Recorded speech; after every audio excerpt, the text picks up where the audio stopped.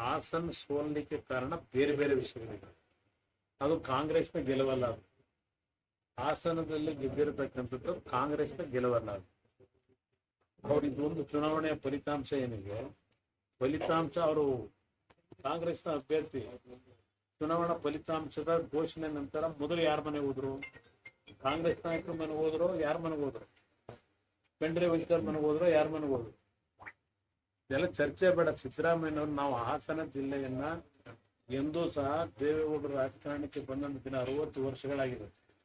ಎಂದೂ ಸಹ ಹಾಸನ ಜಿಲ್ಲೆಯ ರಾಜಕಾರಣದಲ್ಲಿ ದಬ್ಬಾಳಿಕೆಯ ರಾಜಕಾರಣ ನಾವು ಮಾಡ್ಲಿಕ್ಕೆ ಹೋಗಿಲ್ಲ. ನಮ್ಮ ಕುಟುಂಬದಲ್ಲಿ ಇದೆಲ್ಲ ಮಧ್ಯದಲ್ಲಿ ಏನೋ ಒಂದು ಸಣ್ಣ ಒಂದು ಘಟನೆಗಳೇನಿದೆ, ಇದು ದೊಡ್ಡ ಮಟ್ಟದಲ್ಲಿ ವಿರೋಧಿಸಿರ್ತಕ್ಕಂಥದ್ದು. ಕಾಲ ಉತ್ತರ ಕೊಡ್ತೇನೆ, ನಾನು ಅದರ ಬಗ್ಗೆ ಚರ್ಚೆ ಮಾಡೋದಿಲ್ಲ.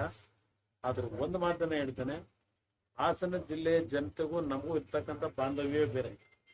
ಈ ಚುನಾವಣೆಯಲ್ಲಿ